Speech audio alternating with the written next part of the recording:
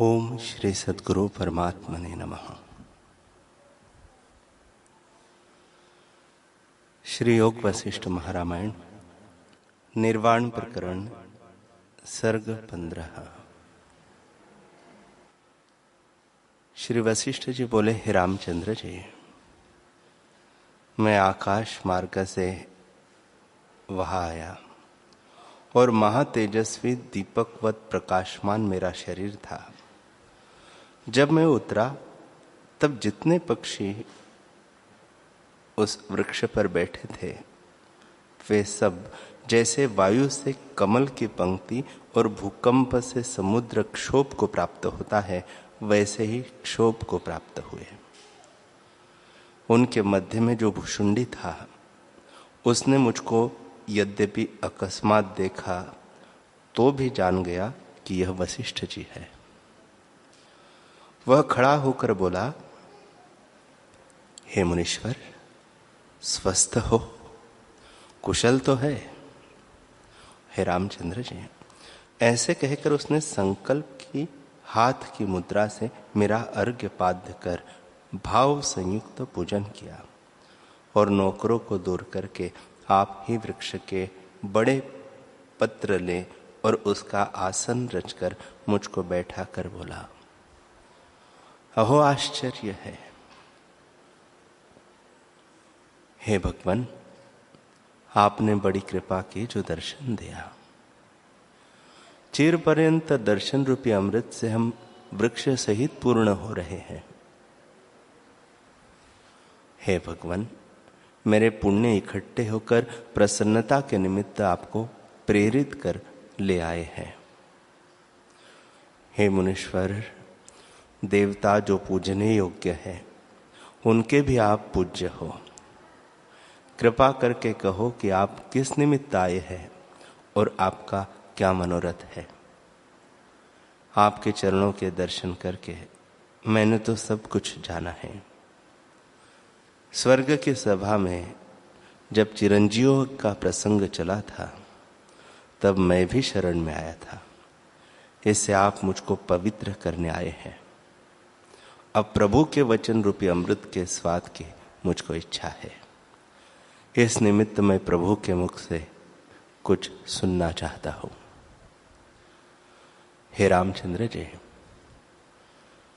जब इस प्रकार चिरंजीवी भूषुंडी जी नाम के पक्षी ने मुझसे कहा तब मैंने कहा, हे पक्षियों के महाराज, जो कुछ तुमने कहा सो सच है। मैं अभ्यागत तुम्हारे आश्रम पर इस निमित्त आया हूं कि चिरंजीवियों की कथा चली थी और उसमें तुम्हारा वर्णन था।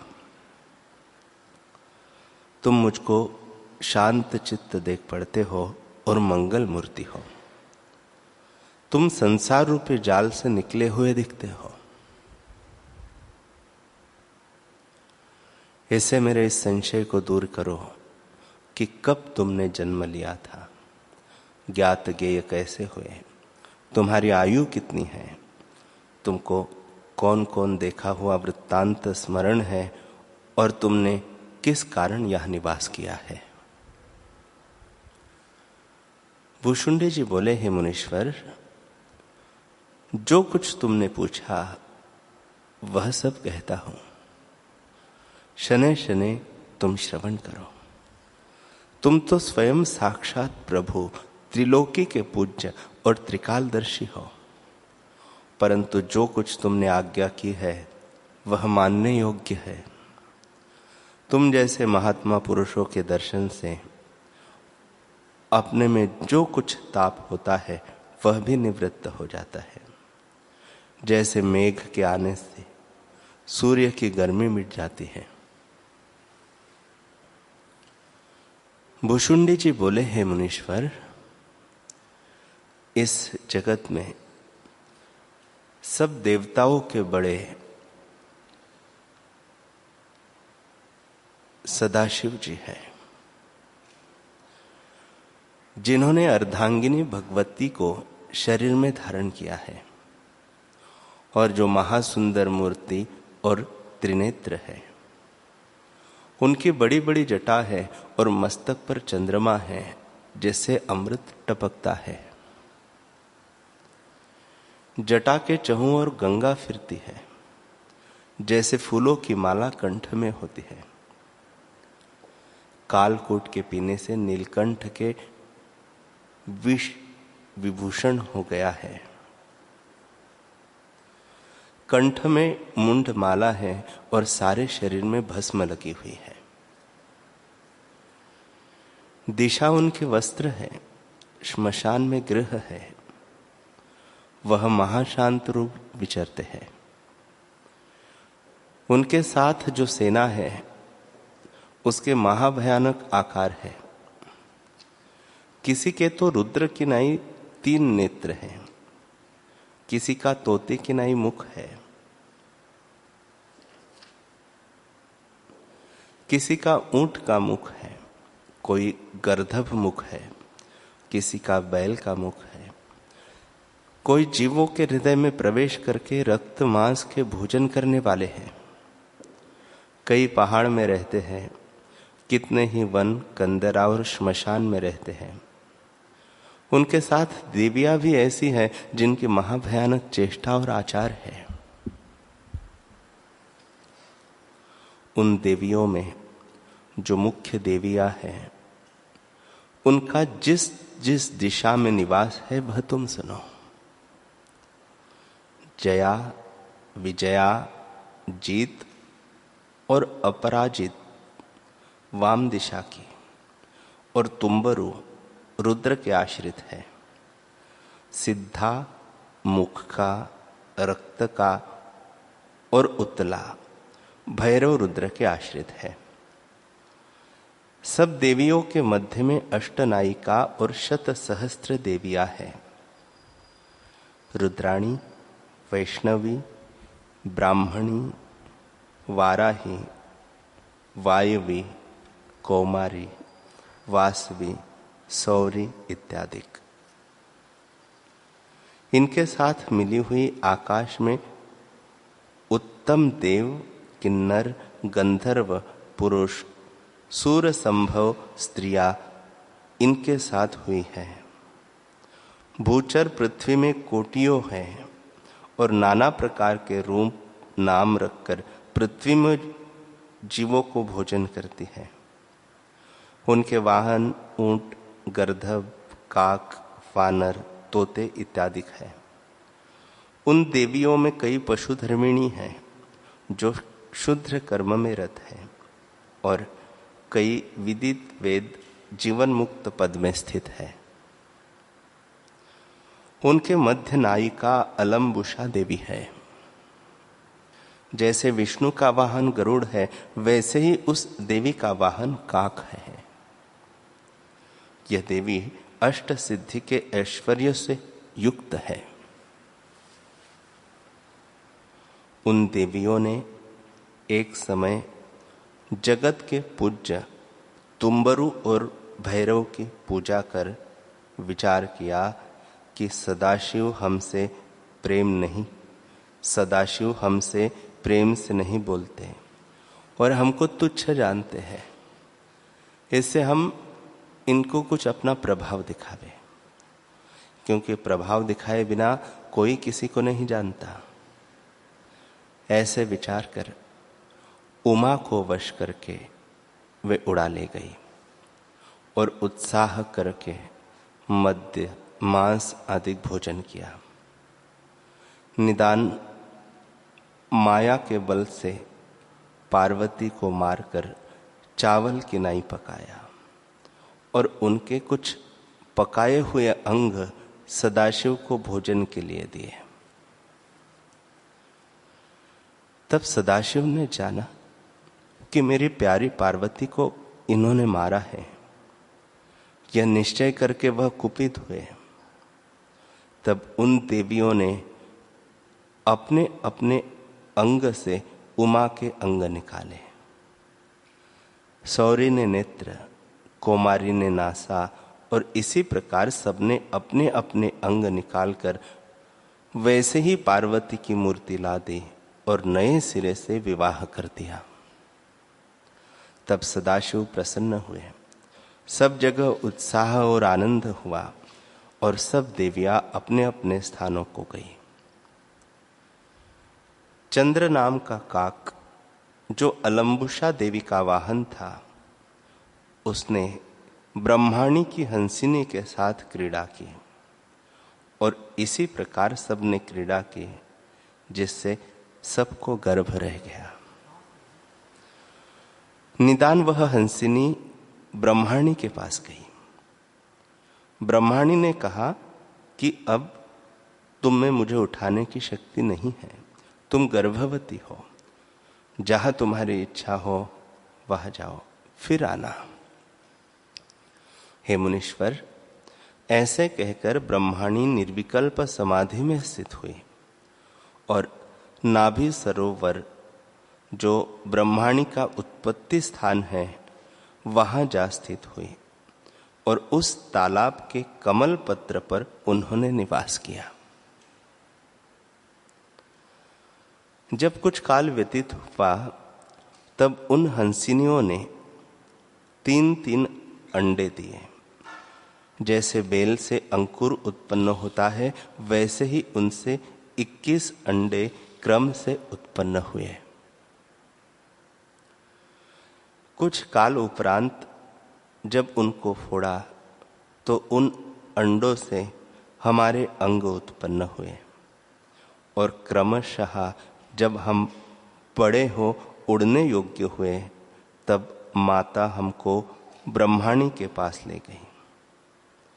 उनके आगे हमने मस्तक टेका। तब ब्रह्माणी ने, जो कि उसी समय समाधि से उठी थी, हमको देखकर कृपा करके हमारे सिर पर हाथ रखा। उनके हाथ रखने से हमारी अविद्या नष्ट हो गई और हमारा मन तृप्त और शांत रूप हो गया और हम जीवन मुक्त पद में स्थित हुए। तब हमको यह वृत्ति स्फुरित हुई कि किसी प्रकार एकांत में जाकर ध्यान में स्थित हो। देवी ने आज्ञा दी कि अब तुम जाओ। तब देवी की आज्ञा से हम पिता के पास आए। पिता ने हमको गले लगाया और मस्तक चूमा। फिर हमने अलंबुषा देवी की पूजा की। तब पिता ने हमसे कहा, हे पुत्रो, तुम संसार रूपी जाल में तो नहीं फंसे, और यदि फंसे हो तो मैं भगवती की प्रार्थना करता हूं, वह भृत्यों पर दयालु है। जैसे तुम चाहोगे वैसे ही तुमको प्राप्त करेगी।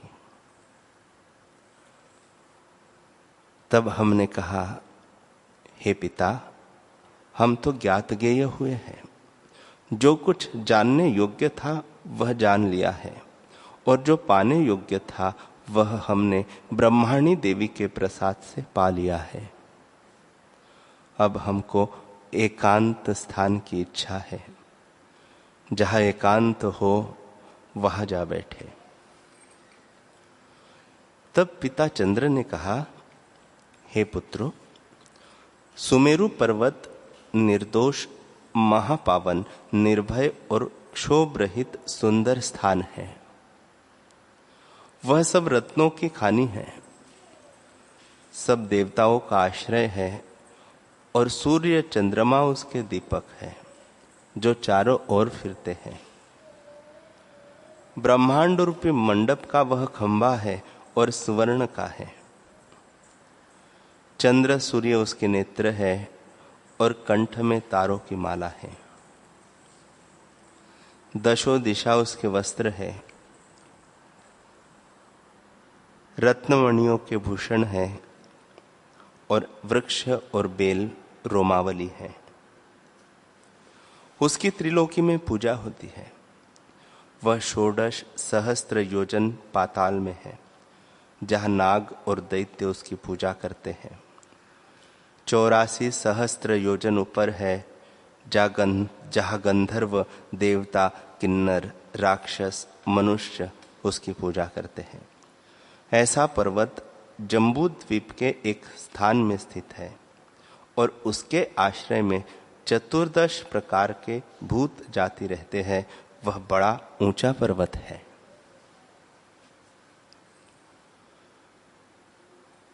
पद्मराग नाम उसका एक शिखर सूर्य जैसा उदय है। शिखर पर एक बड़ा कल्प वृक्ष है जो मानो जगत रूपी शिखर का प्रतिबिंब है। उस कल्प वृक्ष की दक्षिण दिशा की ओर जो डाल है उसमें महारत्न के गुच्छे, सुवर्ण के पत्ते और चंद्रमा के बिंब जैसे फूल हैं। सघन और रमणीय गुच्छे लगे हैं। वहां एक आलय बना हुआ है। वहां मैं भी पहले रह आया हूं। जब देवी जी समाधि में स्थित हुई थी तब मैं वहां आलय बनाकर रहा था। चिंतामणि की उसमें शलाका लगी है और वह महारत्नों से बना है। वहां जाकर तुम निवास करो। वहां और कौवों के बच्चे भी रहते हैं जिनका हृदय आत्मज्ञान से शांत है और बाहर से भी वे शांत हैं। तुमको वहां भोग भी है और मोक्ष भी है। हे वशिष्ठ जी, जब इस प्रकार पिता ने हमसे कहा तब हम सब ने पिता के चरण छुए और पिता ने हमारा मस्तक चूमा। निदान हम विंध्याचल पर्वत से उड़े और आकाश मार्ग से मेघ, नक्षत्र, चक्र और लोकांतर होकर ब्रह्मलोक में पहुंच देवी जी को प्रणाम किया। उन्होंने भली प्रकार हमारे ऊपर कृपा दृष्टि की, दया और स्नेह सहित गले लगाया और मस्तक चूमा। हम भी माथा टेककर सुमेरु को चले और सूर्य और चंद्रमा के लोक और तारागण, लोकपाल और देवताओं के लोक, मेघ और पवन के स्थान लांघकर सुमेरु पर्वत के कल्प वृक्ष पर जा पहुंचे। हे मुनीश्वर, जिस प्रकार हम उपजे और जिससे ज्ञान प्राप्त हुए हैं और जिस प्रकार यहां आकर रहे हैं, वह सब समाचार हमने तुम्हारे आगे संपूर्ण कहा है। भुशुंडी जी बोले, हे मुनीश्वर, यह चिरकाल की वार्ता तुमसे कही है। वह सृष्टि इस सृष्टि से बहुत पहले की है, परंतु मैंने तुमको वर्तमान की नहीं अभ्यास के बल से सुनाया है। हे मुनीश्वर, मेरा कोई पुण्य था जो फला है, जिससे तुम्हारा निर्विघ्न दर्शन हुआ और वह आलय, शाखा और वृक्ष आज पवित्र हुआ। अब जो कुछ संशय हो तो पूछो, मैं कहूं।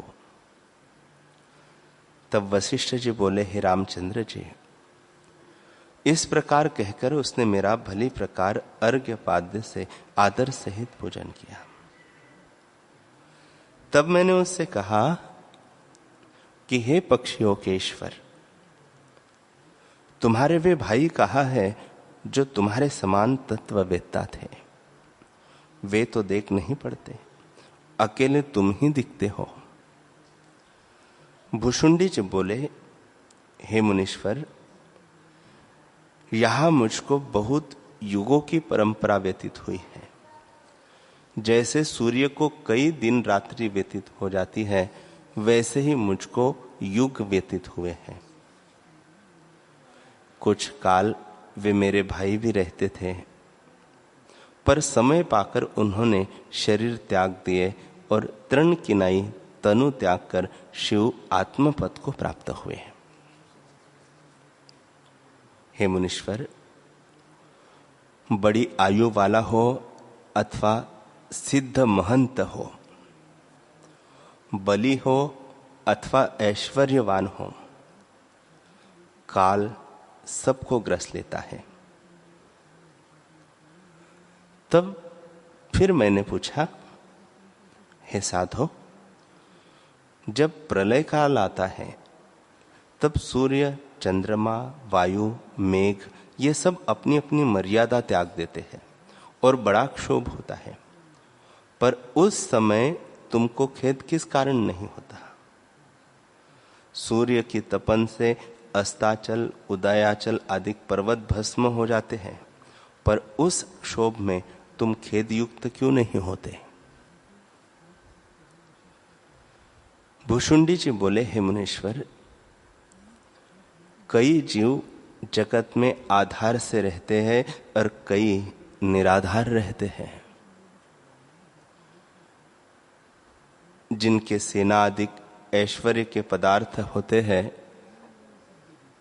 वे आधार सहित है, और जो इन पदार्थों से रहित है वे निराधार है। पर दोनों को हम तुच्छ दिखते हैं, देखते हैं। सत कोई नहीं। बड़े बड़े ऐश्वर्यवान और बली भी है, परंतु सत्य कोई नहीं है। उनमें पक्षी की जाति महातुच्छ है, उनका उजाड़ वन में निवास है और वही उनका दाना पानी है। वे निरालंब या बेसहारे हैं और उनकी जीविका दैव ने ऐसी ही बनाई है। हे भगवान, मैं तो सदा सुखी हूं और अपने आप में स्थित हूं। आत्म संतोष से मैं तृप्त हूं।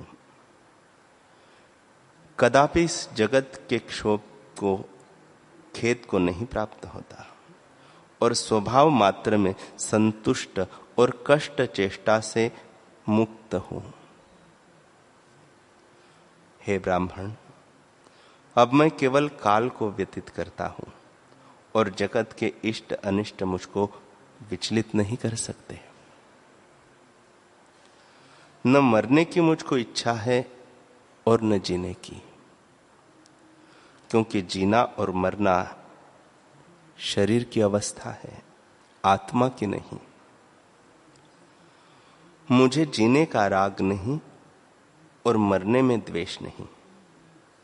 जैसी अवस्था प्राप्त हो उसी में संतुष्ट हो। हे मुनीश्वर, ऐसे ऐसे देखे हैं कि वे फिर भस्म हो गए हैं। उनकी अवस्था देखकर मेरे मन की चपलता जाती रही है। मैं इस कल्प वृक्ष पर बैठा हूं जिसमें रत्नों की बेली लगी है। इस पर बैठकर मैं प्राण अपान की गति को देखता हूं। इनकी कला की जो सूक्ष्म गति है उसका मैं ज्ञाता हूं और दिन रात्रि का मुझको कुछ ज्ञान नहीं। सत बुद्धि से मैं काल को जानता हूं और सार असार को भी भली प्रकार जानता हूं। हे मुनीश्वर, जो कुछ विस्तार भासित होता है वह सब झूठ है, सत कुछ नहीं। इसी कारण मुझे किसी दृश्य पदार्थ की इच्छा नहीं। मैं परम उपशम पद में स्थित हूं और सब जगत भी मेरे लिए शांत रूप है। जो कोई इस जगत जाल का आश्रय करता है वह सुखी नहीं होता। यह सब जगत चंचल है और स्थिर कदापि नहीं होता। इसकी अवस्था में मैं पत्थर सा अचल हूं। न किसी का मुझे राग फुरता है और ना ही द्वेष। न मैं किसी की इच्छा करता हूं। सब जगत मुझको तुच्छ भासित होता है। यह सब भूत रूपी नदियां काल रूपी समुद्र में जा पड़ती हैं, पर हम किनारे खड़े हैं, इससे कदापि नहीं डूबते और जितने जीव हैं वे डूब जाते हैं। पर कई एक तुम जैसे उससे निकले हुए हैं। तुम्हारी कृपा से हम भी निर्विकार पद को प्राप्त हुए हैं। हे मुनीश्वर, मैं निर्विकार और सब जगत के क्षोभ से रहित हो और आत्मपद को पाकर उपशम रूप हो। हे मुनीश्वर, तुम्हारे दर्शन से मैं अब पूर्ण आनंद को प्राप्त हुआ। संत की संगति चंद्रमा की चांदनी सी शीतल और अमृत किनाई आनंद को देने वाली है। ऐसा कौन है जो संत के संग से आनंद को न प्राप्त हो? अर्थात सब आनंद को प्राप्त होते हैं। हे मुनीश्वर, संत का संग चंद्रमा के अमृत से भी अधिक है, क्योंकि वह शीतल गौण है, हृदय की तपन नहीं मिटाता, और संत का संग अंतःकरण की तपन मिटाता है। वह अमृत क्षीर समुद्र मंथन के क्षोभ से निकला है और संत का संग सहज में सुख से प्राप्त होता है और आत्मानंद को प्राप्त कराता है। इससे यह परम उत्तम है। मैं तो इससे उत्तम कोई वस्तु ही नहीं मानता। संत का संग सबसे उत्तम है। संत भी वे ही हैं जिनकी आरंभ में रमणीय सब इच्छाएं निवृत्त हुई है, अर्थात अविचार से जो दृश्य पदार्थ सुंदर जान पड़ते हैं और नाशवान हैं, वे उनको तुच्छ प्रतीत होते हैं। वे सदा आत्मानंद से तृप्त रहते हैं। वे अद्वैत निष्ठ है, उनकी द्वैत कलना नहीं रहती। वे सदा आत्मानंद में स्थित है। ऐसे पुरुष संत कहते हैं। उन संतों की संगति ऐसी है जैसे चिंतामणि होती है, जिसके पाने से सब दुख नष्ट हो जाते हैं। हे मुनीश्वर, त्रिलोकी रूपी कमल के भंवरे और सब ज्ञानवानों से उत्तम तुम ही देख पड़ते हो। तुम्हारे वचन स्निग्ध, कोमल और आत्मरस से पूर्ण, हृदय गम्य और उचित है। तुम्हारा हृदय महागंभीर, उदार, धैर्यवान और सदा आत्मानंद से तृप्त है। इसलिए तुम सबसे उत्तम मुझको दिखते हो। तुम्हारे दर्शन से मेरे सब दुख नष्ट हो गए हैं और आज मेरा यह जन्म सफल हुआ है। तुम जैसे संतों का संग आत्मपद को प्राप्त कराता है, उससे दुख और भय नष्ट हो जाते हैं और मनुष्य निर्भय पद को प्राप्त हो जाता है।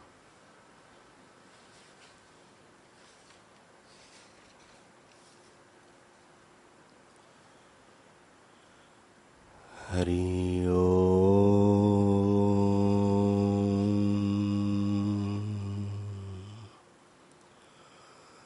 हरि ओम।